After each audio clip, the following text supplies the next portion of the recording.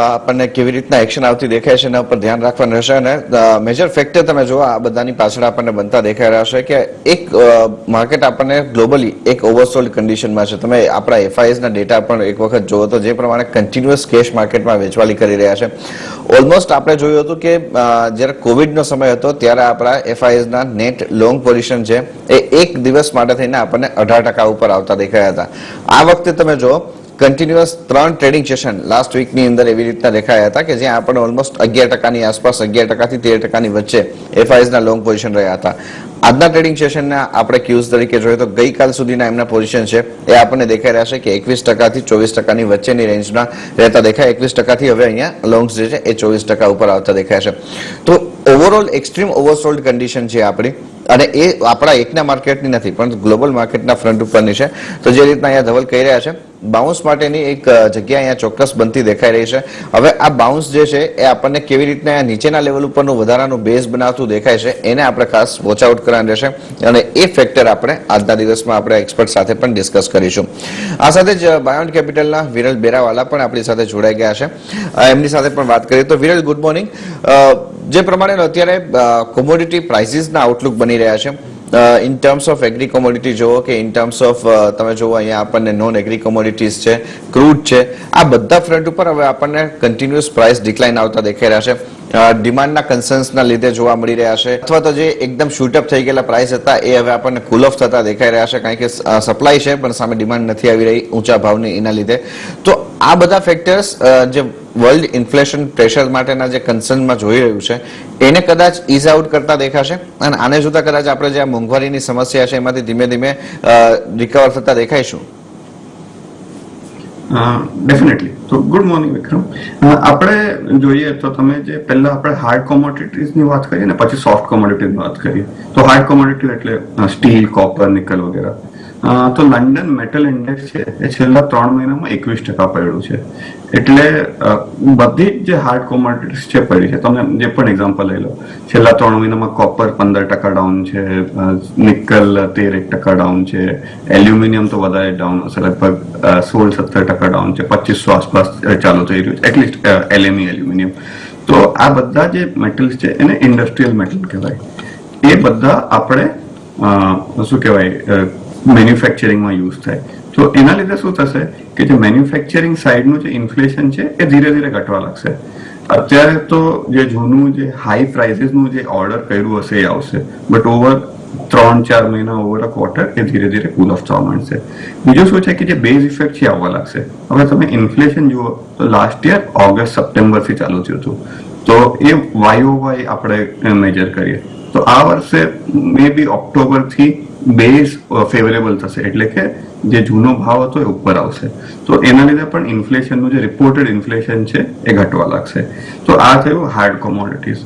અને soft commodities છે વીટ વગેરે તો કાલે જ યુએસનું જે વીટ હતું ગઈકાલે 1 મહિનામાં 25% એનો ભાવ પડી ગયો છે. તો એ પણ એક છે. તો આ શું કામ થઈ રહ્યું છે એ તમે કીધું એમ કે રિસેશન ફિયર્સ છે. નોર્મલી છે ને ઇન્ફ્લેશન એકચ્યુઅલી માર્કેટ માટે સારું હોય. તમે જો છેલ્લા 12 વખત જયારે આ ફેડે રેટ હાઇક કર્યા હતા એમાંથી 11 વખત માર્કેટ વધ્યા છે. આ વખતે એવું નથી થયું. આ વખતે એનાથી ઊંધું છે કારણ કે આજે બધા ભાવ વધ્યા હતા કે ઇન્ફ્લેશન થયું હતું એ ડિમાન્ડના લીધે નહોતું થયું. ડિમાન્ડ ડ્રિવન ઇન્ફ્લેશન હોય ને તો એનો મતલબ કે કંપની સારું કરે છે ને ત્યારે માર્કેટ ઉપર જાય. આ વખતે સપ્લાય કન્સ્ટ્રેન્ટ છે તો supply constraint eventually is out થશે. તો હમણાં રેટ હાઇક્સ છે તો એનાથી થોડો ટાઈમ માટે થોડી ઇકોનોમી સ્લોડાઉન થશે, હોપફુલી રિસેશનમાં નહીં જાય અને પછી પાછું આવી જશે. તો આ રીતે થશે. તો ઇન ધ શોર્ટ ટર્મ એક રિલીફ રેલી આવી શકે આ બધા ફેક્ટર્સને ધ્યાનમાં રાખીએ તો. આ એક રિલીફ રેલી જે છે તે આપણને થોડીક લાંબી ચાલતી દેખાઈ શકશે 1-2 દિવસ જેટલી, પરંતુ થોડીક એક વધારે લેવલ્સ વાઇઝ પણ આપણને ઉપરની તરફની આવતી દેખાશે. ત્યારે આપણને આ પર્સપેક્ટિવ અહીંયા બનતો દેખાઈ રહ્યો છે. આપણા બધા એક્સપર્ટ તરફથી આજે એક લોંગ સાઇડ ઉપરના વ્યૂ સાથે આપણને કારોબાર કરવા માટેની એડવાઇસ બનતી દેખાઈ રહી છે. મોમેન્ટમ માર્કેટ અહીંયા આપણને કેવી રીતનું બિલ્ટઅપ કરતું દેખાય છે કારણ કે જે લેવલ્સ વાઇઝ આપણે જોવા જઈએ તો જે આપણા એક્સપર્ટે કહ્યું છે એ પ્રમાણે એક વખત એને પાર કર્યા બાદ આપણને જે છે તે એક ફૂલ ગુલાબી તેજી તરફનું મોસમ બનતું દેખાય દેખાઈ શકે તેમ છે, પણ એના માટે થઈને લેવલ્સને પાર કરવા જરૂરી છે, કારણ કે ઘણા સમયથી આપણે જોઈએ તો આ એક રેન્જની બહાર આપણને બજાર નીકળતા નથી દેખાતા એક વખત બિલ્ટઅપ થયા બાદ, તો આ એક સિનારીઓ છે. પણ એ સાથે જ સ્ટોક સ્પેસિફિક એક્શન કે જે આપણને એક સપોર્ટ કરતા દેખાઈ શકે તેમ છે, અને આજે શરૂઆત આપણે TCS, ઇન્ફોસિસ જેવા IT કાઉન્ટર્સ સાથે કરીશું, કારણ કે એક્સેન્ચરના જે પરિણામ આવતા દેખાયા છે.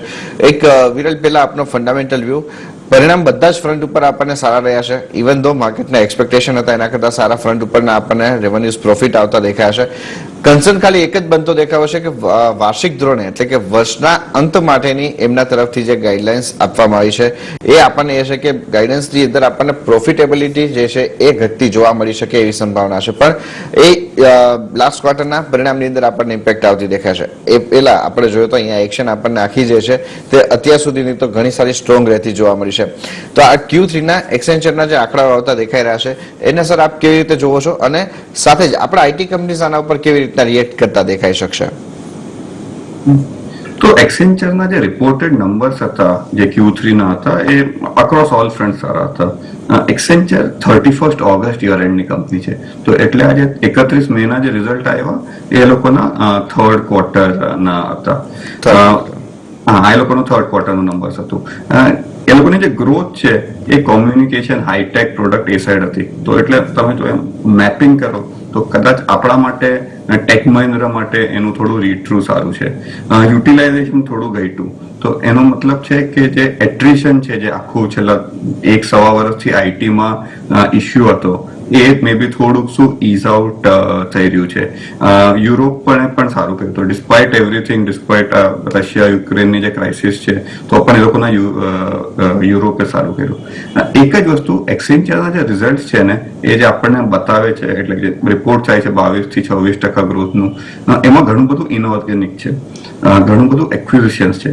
તો એટલે આપણે એ એઝ્યુમ ના કહી શકીએ કે આ લોકો જો 20-22% ગ્રોથ કરે છે તો આપણા કંપની પણ ડબલ ડિજિટમાં આવશે એ ગ્રોથ, કારણ કે આ લોકોનું જે સ્પ્લિટ નથી આપતા કે કેટલું ઓર્ગેનિક છે, ઇનઓર્ગેનિક છે.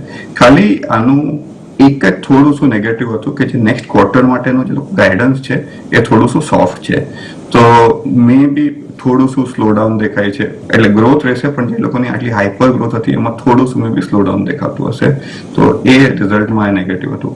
આપણા કંપની માટે રીડ થ્રુ કે જનરલી કોઈ મોટું નહીં હોય, થોડું સ્લાઇટલી પોઝિટિવ જ રીડ થ્રુ કરશે કે એટલીસ્ટ એક્સપેક્ટેશન જેટલા તો નંબર્સ આવી રહ્યા છે. લાસ્ટલી માર્જિન્સ પણ એ લોકોએ મેન્ટેન કર્યા છે, ખાલી 10 બેઝિસ પોઈન્ટથી ઓછા હતા, તો માર્જિન પર પણ એટલું પ્રેશર નથી.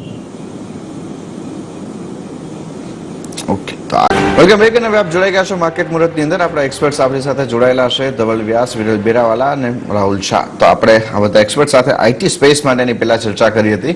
હવે બીજી સ્પેસ જે અહીંયા આપણે ડિસ્કસ કરવા માંગીશું એ છે ઓટો કાઉન્ટર્સની. વિરલ, આપનાથી શરૂઆત કરીએ. જે પ્રમાણે ઓટો કંપનીઝે કોમોડિટીના વધતા ભાવને લઈને પોતાના ભાવ વધાર્યા છે, તો કોમોડિટીના ભાવ ઘટ્યા છે ત્યારે એ લોકો એમના ભાવ ઘટાડવાના તો નથી જ. તો આ સિચ્યુએશનને લઈને નેક્સ્ટ ફ્યુ ક્વાર્ટર્સ આપણે જોવા જઈએ તો કદાચ માર્જિનના ફ્રન્ટ ઉપરથી લઈને આપણે એક ઓટો કંપનીઝ માટે સારા આઉટલુક બનતા દેખાશે, પ્લસ સારા મોન્સૂનને લઈને ડિમાન્ડ આઉટલુક પણ સારો રહેતો દેખાશે. તો આ બધા ફેક્ટર્સને જોતા શું લાગે છે ઓટો કંપનીઝ ઉપર કેવી રીતનું ધ્યાન રાખવું જોઈએ? તો અક્રોસ જે ઓટો કંપનીઝમાં જે માર્જિનનું જે પ્રેશર આવ્યું હતું, કારણ કે બધા મેટલ પ્રાઇસીસ વધેલા, આખું જ રો મટીરિયલનું બાસ્કેટ વધી ગયું હતું, એ હવે ટુ લાર્જ એક્સટેન્ટ પાછું એટલીસ્ટ લાસ્ટ યરના પ્રાઇસ પર આવી ગયું છે અને 6 મહિનાના ભાવથી તો ઘણું નીચે છે. તો માર્જિનનું ઇમ્પ્રુવમેન્ટ હવે થતું રહેશે, તો એ એક સાઈડ છે. બીજું જે ઇમ્પોર્ટન્ટ ઇસ્યુ છે એસ્પેશિયલી પેસેન્જર વ્હીકલ્સ જે કાર્સ માટે છે એ સેમિકન્ડક્ટરનો છે, તો એ હજી સોલ્વ નથી થયો. તો તમે મારુતિનું પણ ઓર્ડર બુક જુઓ તો 3,20,000 કે એવી થઈ ગઈ છે.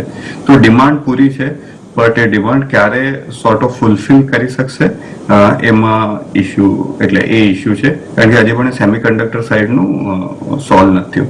બટ એઝ ઇન્વેસ્ટમેન્ટ ગિવન કે સેક્ટરે ઘણું અંડર પરફોર્મ કર્યું ને એટલીસ્ટ માર્જિન્સ પાછા આવી જશે ને ડિમાન્ડ પણ છે, તો એટલીસ્ટ નેક્સ્ટ 1-1.5 વર્ષ સુધી જેટલું પણ એ લોકો સોર્ટ ઓફ પ્રોડ્યુસ કરી શકશે એ બધું વેચાઈ જશે. તો numbers starting from at least Q2 બહુ સારા આવશે આખા સેક્ટરમાં. ઓકે સાથે જ વિરલ પર્ટિક્યુલરલી જે પેસેન્જર કાર સેગમેન્ટ જોઈએ અને ટુ વ્હીલર સેગમેન્ટ જોઈએ અને એની સામે આપણે કમર્શિયલ વ્હીકલનું સેગમેન્ટ જોઈએ, તો આ ફ્રન્ટ ઉપર આપ જો ડિફરન્શિએટ કરો તો કેવી રીતનું આઉટલુક બની રહ્યો છે? કારણ કે હવે કદાચ કમર્શિયલ વ્હીકલ કરતા આપણને પેસેન્જર કાર સેગમેન્ટ છે કે ટુ વ્હીલર સેગમેન્ટ છે એ વધારે ફોકસમાં આવતું દેખાશે. તો પોસિબલ છે. એમાં બે એસ્પેક્ટ છે. એક તો તમે કોમર્શિયલ વ્હીકલ સેગમેન્ટ જો તો છેલ્લા 4-5 વર્ષથી એકચ્યુઅલી આમાં સોર્ટ ઓફ મંદી જ રહી છે. કોઈ મોટું સોર્ટ ઓફ એક પણ તેજીની સાયકલ નથી આવી. તો જે ટિપિકલ જે સાયકલ હોય સીવી સાયકલ કહીએ જે 24 થી 30 મહિનાની હોતી હતી, આ વખતે છેલ્લા 4-5 વર્ષથી સોર્ટ ઓફ નેગેટિવ રહી છે. તો સીવી સાયકલ ઇમ્પ્રુવ થવી જોઈએ. ટુ વ્હીલર્સમાં ઇશ્યુ એ છે કે કેટલું market share electric two wheelers લઈ જાય છે એ હજી પણ ખબર નથી. તો એમાં maybe something like hero is preferred, કારણ કે એ લોકો પાસે એથરના 30% શેર છે. તો ઇન અ વે હેજ છે. અત્યારે પણ એ લોકોના માર્કેટ શેર ગેઇન્સ થઈ રહ્યા છે અને જો માર્કેટ એકચ્યુઅલી સબસ્ટેન્શિયલી ઈવી તરફ પણ મૂવ થઈ જાય તો એ લોકો પાસે એક ઇનડાયરેક્ટલી એક હોલ્ડિંગ છે, એક લે છે. તો ટુ વ્હીલર્સમાં મે બી એ જોઈ શકો કે ઇવન ટીવીએસ મોટર્સ એ લોકોની પણ મોટી ઈવી સબસિડરી છે ને આઈ થિંક 3rd કે 4th છે એ લોકો. તો ટીવીએસ કે હીરો જોઈ શકો. પીવીમાં ફ્રોમ અ લો બેઝ એટલે મારુતિના જે અર્નિંગ ઓલમોસ્ટ 300 રૂપિયા ઈપીએસ થતું હતું એ ઘટીને 130 ની આસપાસ જઈ ગયા હતા એસ્ટિમેટ લાસ્ટ યરમાં. તો એ પાછું રિકવર થશે. Maruti is the only stock એટલે ઓનલી લિસ્ટેડ ઓઈએમ ઇન પીવી અને એની જે આપણે વાત કરી કે ડિમાન્ડ તો જબરજસ્ત છે અને બહુ સસ્ટેન ડિમાન્ડ રહેશે. તો Maruti can be invested.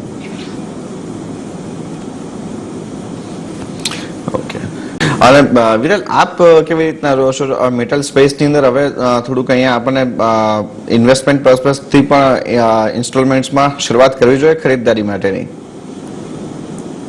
Sure. તો હવે તમે બે રીતે આપણે જોઈ શકીએ. એક તો કે એ એક્સપેક્ટેશન રાખી શકીએ કે મેટલ પ્રાઇસીસ રિકવર થશે ને એનાથી એ સ્ટોક્સ પણ એની સાથે ચાલશે. બીજું છે કે આપણે ડિવિડન્ડ પ્લે તરીકે વિચારી શકીએ. તો વેદાંતા જુઓ તો વેદાંતાનું ઓલરેડી 31.5 રૂપિયા ડિવિડન્ડ આવી ગયું એપ્રિલમાં, અને જ્યારે એટલીસ્ટ હિન્દુસ્તાન ઝિંકનું ડિવિડન્ડ આવશે જુલાઈ ઓગસ્ટમાં એ અપસ્ટ્રીમ થશે. તો એ પણ વેદાંતાએ પે આઉટ કરવું પડશે. તો ઇવન એટ ધીસ પ્રાઇસ પણ એ એનીવેર 20 થી 25 રૂપિયા હોઈ શકે. તો અહીંયાથી પણ આગળ જતા એટલીસ્ટ 10% ડિવિડન્ડ યીલ્ડ છે. બીજું તમે આજના પ્રાઇસીસ પણ લઈ લો કે અચ્છા અહીંયાથી પ્રાઇસ વધે નહીં, આજના પ્રાઇસીસ પણ લઈ લો તો ઇધર વેઝ ઇવન ફેરસ કે નોન ફેરસ બંનેમાં there is still a investment case. તો આ તો થઈ ગયું શોર્ટ ટર્મ. તમે જો લોંગ ટર્મ જુઓ તો છેલ્લા 10-11 વર્ષથી 2008ની જે કેપેક્સ સાયકલ પતી ત્યાર પછી કોઈ મેટલ્સ માઇનિંગ સ્પેસમાં બહુ મોટો કેપેક્સ થયા નથી ગ્લોબલી. તો જનરલી મેટલ્સમાં શું થયું છે ને કે 10-12 વર્ષ સાયકલ રિઝનેબલી સારી રહી, પછી 10-12 વર્ષ ખરાબ રહી. તો એ 1990 સાયકલ ખરાબ હતી, ભાઈ 2000 to 2008-9 ની સાયકલ બહુ સારી હતી. છેલ્લા 10-12 વર્ષ એ જે મેગા સાયકલ જે કહીએ એ ખરાબ હતી. તો મને લાગે છે કે ઇવન થોડુંક લોંગેસ્ટ ટર્મ પણ વિચારો કે for a decadal point of view પણ તો પોસિબલ છે કે મેટલ્સની સાયકલ પાછી સારી રહેશે ફોર ધીસ ડિકેડ. કારણ કે અંડર ઇન્વેસ્ટમેન્ટ છે છેલ્લા 10 વર્ષના, એના લીધે એટલી સપ્લાય આવે નહીં જ્યારે પણ ડિમાન્ડ આવશે. તો તમે જેમ કીધું એમ કે થોડું હવે ઇન્વેસ્ટ કરવાનું ચાલુ કરી શકીએ. Both essentially on non ferrous side તો ડિવિડન્ડ પ્લે પણ છે, અને ફેરસ સાઈડ તમારી બીજી ઓપ્શનાલિટી એ છે કે ગવર્મેન્ટે જે એક્સપોર્ટ ડ્યુટી નાખી એ મારા ખ્યાલથી નવેમ્બરમાં પાછી રિવ્યુ થશે, 6 મહિના માટે છે. તો અનલાઇકલી કે આ બહુ લાંબો ટાઈમ એક્સટેન્ડેડ રહેશે એક્સપોર્ટ ડ્યુટી. આ શોર્ટ ટર્મ હેલ્પ હતી મેન્યુફેક્ચરર્સને કે ભાઈ ભાવ બહુ ના વધે, તો એ રિવર્સ થશે. તો ત્યારે પણ એક ઓપ્શનાલિટી આવશે સ્ટીલમાં. ઓકે. એક તો સોફ્ટ કોમોડિટીઝના છે જે રો મટીરિયલ માટે છે, જે એસ્પેશિયલી જે ફૂડ કંપની છે બ્રિટાનિયા ટાઈપ એ લોકોને ઇમ્પેક્ટ કરે. અને બીજું છે કે જે ક્રૂડ ઓઇલના લીધે જે લોકોને પ્રેશર હોય, કારણ કે પેકેજિંગ લોજિસ્ટિક્સ એ બધું આ લોકોના જે કોસ્ટ બેઝ હોય એનું મોટું પાર્ટ હોય. તો બંને થઈ રહ્યા છે. જે સોફ્ટ કોમોડિટીની આપણે જે સવારે પણ વાત કરી કે યુએસમાં વીટના પ્રાઇસીસ છેલ્લા મહિનામાં 25% ડાઉન છે. તો ક્લિયરલી જે પીક પ્રેશર હતું ઇન્ફ્લેશનનું એટલીસ્ટ સોફ્ટ કોમોડિટીઝમાં એ અક્રોસ ડાઉન છે. તો જે ફૂડ સાઈડનો જે બિઝનેસ છે એ લોકોને ઘણો ફાયદો થશે. તો એ એક રીઝન છે ઉપર થવાનું. ને ક્રૂડ પણ બે વસ્તુ છે. એક તો જે બ્રેન્ટનું $109 ભાવ છે બટ જે ઇન્ડિયાનું બાસ્કેટ છે એમાં ઘણું બધું હવે રશિયન ઓઇલ આવવા માંડ્યું છે, જે લગભગ $33 નીચે ટ્રેડ કરી રહ્યું છે આના કરતા. તો ઇન્ડિયા માટે એકચ્યુઅલી 109 ભાવ નથી, ઇન્ડિયાનું બાસ્કેટ એનાથી ઘણું નીચે હશે. તો એના લીધે પણ થોડું શું કહેવાય ઇન્ફ્લેશનરી પ્રેશર છે કે જે રો મટીરિયલ પ્રેશર છે આ એફએમસીજી માટે ઓછું થશે. તો નિયર ટર્મ નંબર્સ એટલા સારા નહીં આવે, પણ મે બી જે પ્રાઇસ હાઇક્સ લીધી છે એના લીધે ઇવેન્ચ્યુઅલી પછી પાછા માર્જિન જે FY21 છે એની તરફ જઈ શકે ઓવર અ પીરિયડ. ઓકે, તો આ જે પ્રમાણેનું માર્કેટ બ્રેથ આપણને સ્ટ્રેન્થ બતાવી રહ્યું છે, તો એને જોતા આપણને અહીંયાથી એક મોમેન્ટમ જે છે તે ફરી પાછા અપર સાઇડના આપણને બનતા દેખાઈ શકશે. એની ગણતરી રાખીને તમારે ખરીદદારી કરવાની રહેશે. બેંક નિફ્ટીના ફ્રન્ટ ઉપર જુઓ તમે, અત્યારે થોડુંક ત્યાં પ્રેશર આપણને વધારે આવતું દેખાઈ રહ્યું છે, કારણ કે શરૂઆત પણ અહીંયા આપણને વધારે સ્ટ્રોંગ જોઈ હતી, તો ઇમ્પેક્ટ દેખાઈ રહી છે. પણ આજે આપણે જોઈએ તો હેવી વેઇટના ફ્રન્ટ ઉપરથી રિલાયન્સ ઇન્ડસ્ટ્રીઝ ફરી પાછું મજબૂત થતું દેખાઈ રહ્યું છે.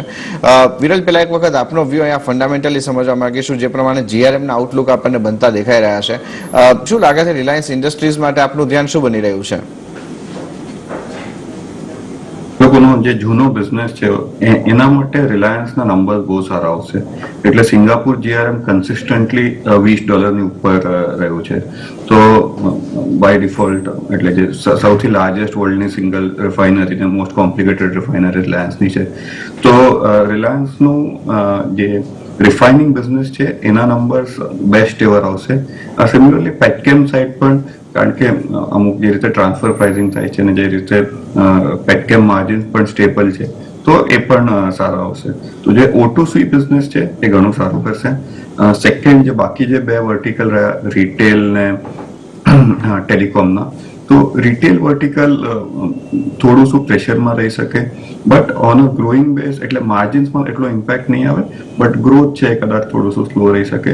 અને ટેલિકોમ બિઝનેસ સબસ્ક્રાઇબર એડ્સ એ લોકોના પાછા આવવા માંડ્યા છે જીઓના, તો ટેલિકોમ બિઝનેસ પણ સારું રહેશે. તો ઇવેન્ચ્યુઅલી ઓલ ઇન ઓલ રિલાયન્સના જે નિયર ટર્મના જે રિપોર્ટેડ નંબર્સ છે એ એટલે મોસ્ટલી જે બેસ્ટ એવર ક્વાર્ટર્સ છે આવી શકે. બીજા 1 કે 2 ક્વાર્ટર્સ તો એવા હશે કે best ever in terms of profitability આવશે. ઓકે, તો અહીંયા આપણને આ આઉટલુક બનતો દેખાઈ રહ્યો છે, જે પ્રમાણેનું ટ્રેન્ડ અહીંયા આપણને રિલાયન્સ માટેનું દેખાઈ રહ્યું છે. અને એક વખત ટેકનિકલ વ્યૂ પણ સમજી લઈએ તો ધવલ, રિલાયન્સને આપ અહીંયાથી કેવી રીતના જોઈ રહ્યા છો ટ્રેડ માટે? અને સાથે જ આ એડહેસિવ અને પેઇન્ટ કંપનીઝ ઉપર એક વખત વિરલ આપનો પણ ફંડામેન્ટલ વ્યૂ શું બની રહ્યો છે? તો પહેલા પેઇન્ટ્સની વાત કરીએ તો એ વાત બરાબર છે કે હમણાં થોડું શું શોર્ટ ટર્મ માટે મે બી બાઉન્સ અપ આવે, કારણ કે ક્રૂડ પ્રાઇસીસ ઘટ્યા છે. પણ તમે જો લોંગ ટર્મ જુઓ કે લાસ્ટ યર જે ક્રૂડ પ્રાઇસ હતા ત્યારથી અત્યારે કેટલા વધ્યા, અને એની સામે કંપનીએ કેટલું પ્રાઇસ હાઇક લીધું છે, તો એ ફૂલ ઇમ્પેક્ટ હજી પણ પાસ ઓન નથી. ગયા વર્ષે ડેકોરેટિવ સાઇડ છે એમાં લગભગ 15 થી 20% પ્રાઇસ હાઇક લીધું હતું, પણ એ લોકોનું રો મટીરિયલ ઇન્ફ્લેશન એથી વધારે હતું. તો માર્જિન્સ હજી પણ પેઇન્ટ્સ એઝ અ ઇન્ડસ્ટ્રીમાં પ્રેશરમાં રહેશે. બીજું એ છે કે કારણ કે નવા પ્લેયર્સ આવે છે ને ડીપ પોકેટેડ પ્લેયર્સ આવે છે, અલ્ટ્રાટેક ને GSW, તો જે ડેકોરેટિવ પેઇન્ટ્સ કે ઇવન પેઇન્ટ્સ 4 પ્લેયર ઇન્ડસ્ટ્રી હતી, 4 સિગ્નિફિકન્ટ પ્લેયર્સ ને મે બી એક ઇન્ડિગો 5th થોડોસો નાનો પ્લેયર, એમાં સડનલી ઇન્ડસ્ટ્રી વધી જશે ને પોસિબલ છે કે સ્ટાર્ટિંગમાં પ્રાઇસ કોમ્પિટિશન આવે. ઇવન પ્રાઇસ કોમ્પિટિશન નહીં આવે તો એટલીસ્ટ જે સેલ્સના સ્પેન્ડ્સ છે, જે A&P સ્પેન્ડ્સ છે એ વધી જશે, કારણ કે નવા પ્લેયર આવશે તો પોતાનું બ્રાન્ડિંગ કરવા ઘણું A&P સ્પેન્ડ કરશે ને બીજા બધા પણ એ લોકોને A&P સ્પેન્ડ વધારવા પડશે. તો મીડિયમ ટર્મમાં ઇન્ડસ્ટ્રી સારી છે, double digit growth, volume growth આવતી રહેશે ઇન્ડસ્ટ્રીમાં, બટ બીકોઝ કોમ્પિટિટિવ ઇન્ટેન્સિટી વધશે તો નિયર ટર્મમાં મે બી અવોઇડ કરી શકે as a industry, near to medium term એટલે ઓવર નેક્સ્ટ 2 years. એડહેસિવ્સમાં adhesives is a interesting space. જ્યારે પણ આ સોર્ટ ઓફ પ્રાઇસ રિડક્શન થશે ક્રૂડમાં કે રો મટીરિયલમાં, એમાં એટલી કોમ્પિટિશન નથી ને એમાં પણ સેમ થીસીસ સેમ જ છે, હોમ ઇમ્પ્રુવમેન્ટ વગેરેમાં યુઝ થશે. તો એમાં આપણને સસ્ટેન્ડ સોર્ટ ઓફ કમ્પાઉન્ડિંગ મળતું રહેશે ઇન્ડસ્ટ્રીમાં. ઓકે. અહીંયા આપણું એક ધ્યાન આ રીતના બિલ્ટઅપ કરવા માટેની એડવાઇસ બનતી દેખાઈ રહી છે. એ સિવાય એક વખત વિરલ આપનો પણ વ્યૂ અહીંયા જોવા માંગીશું જે પ્રમાણે આજના દિવસમાં આપણને મિડ કેપ અને સ્મોલ કેપમાં થોડીક જે એક્શન મજબૂત થતી દેખાઈ રહી છે. ફર્ટિલાઇઝર કાઉન્ટર્સ છે એ આપણને પ્રાઇમરી એક્શનમાં દેખાઈ રહ્યા છે. આ સિવાય આપણે અહીંયા જોઈએ તો સારી એવી એક્શન જે છે તે આપણને જોવા મળી રહી છે પાવર સાથે જોડાયેલી કંપનીઝની અંદર. આપનું ધ્યાન આ મિડ સાઇઝ કંપનીઝમાં અત્યારે ક્યાંય પોઝિટિવ બની રહ્યું સર? કોઈ કાઉન્ટર આપને પસંદ આવી રહ્યા છે? તો ડેફિનેટલી તો પહેલા હું મિડ ને સ્મોલ કેપ નું થોડું શું કહેવાય વેલ્યુએશન નો આપણે વ્યૂ લઈ લઈએ. તમે મિડ કેપ ઇન્ડેક્સ જોશો કે સ્મોલ કેપ ઇન્ડેક્સ થી આપણે ચાલુ કરીએ. 1 યર ફોરવર્ડ પર 14.5 ટાઈમ છે ને 2 યર ફોરવર્ડ પર લગભગ 12.5 ટાઈમ છે. તો સ્મોલ કેપ ઇન્ડેક્સ ઘણું એવરેજ થી પણ અત્યારે ઓછું ટ્રેડ થઈ રહ્યું છે. ઓલમોસ્ટ હાફ સ્ટાન્ડર્ડ ડિવિએશન થી પણ વધારે નીચે ટ્રેડ થઈ રહ્યું છે. મિડ કેપ હજી એટલું નથી ગયું. મિડ કેપ ઇનફેક્ટ નિફ્ટી કરતા થોડા પ્રીમિયમ પર ચાલે છે. તો small cap as a space તમારી પાસે જો 2-3 વર્ષનો સોર્ટ ઓફ વ્યૂ હોય તો કેટલું ઇન ધ ઇન્ટરિમ નીચે જશે ખબર નહીં, but at this price point over a period ઘણું સારું રિટર્ન મળશે. સ્ટોક સ્પેસિફિક એક સ્ટોક જે અમને સારો લાગે છે ઇઝ આઈડીએફસી લિમિટેડ.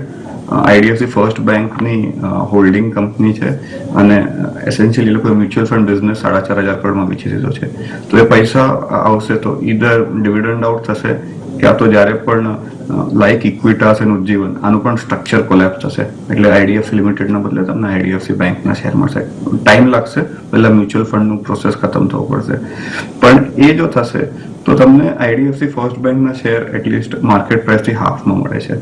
તો એક આમાં કોર્પોરેટ ઇવેન્ટ પ્લે છે. એક આઈડીએફસી લિમિટેડ આ સ્પેસમાં અમને સારો લાગે છે. રાઈટ, તો આ એક લેવલ્સને આપણે વોચ આઉટ કરીશું કેવી રીતના અહીંયાથી આપણને એક્શનને આગળ વધારતા દેખાડી શકે છે. એ સિવાય બીજા બધા ફ્રન્ટ ઉપરના જો કાઉન્ટર્સ જુઓ કે જે પણ આજે આપણને મજબૂત થતા દેખાઈ રહ્યા છે, એમાં હવે ઇન્ડિયા માર્ટનું કાઉન્ટર આવી રહ્યું છે. વિરલ, એક વખત આ કાઉન્ટરના ફંડામેન્ટલ આપની પાસે સમજવા માંગીશું. ઇન્ડિયા માર્ટને આ રીતે રીડ કરો છો?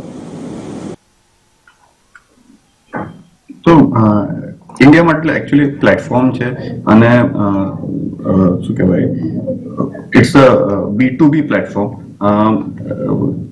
એનું જે ટેકનોલોજી છે કે એ છે એ એટલું નથી, but the hall thing works on network effect. જેટલા વધારે બાયર સેલર્સ હશે એટલું એ સારું કરીને રાખશે. તો આ લોકો ઓલ્ડેસ્ટ પ્લેયર છે બિઝનેસમાં, તો એના લીધે ઘણું નીચ ધંધો છે. ઇશ્યુ એ નથી, ઇશ્યુ કદાચ એનું થોડું હજી પણ વેલ્યુએશન સાથે છે કમ્પેર ટુ લેટ્સ સે બીજા જે ટેક પ્લેસ છે આનું વેલ્યુએશન હજી પણ થોડું શું હાયર સાઇડ પર છે. એટલે તમે નેક્સ્ટ યરનું અર્નિંગ્સ એસ્ટિમેટ ગણો તો એટ 90 રૂપીસ છે. અને કારણ કે આ જૂનું પ્લેટફોર્મ છે અને વેલ ડેવલપ છે તો આમાં બીજા ટેક પ્લેટફોર્મ જેવું 25-30% ગ્રોથ નહીં આવે, પણ તમે ઇઝીલી 15-18% ગ્રોથ એસ્ટિમેટ કરી શકો.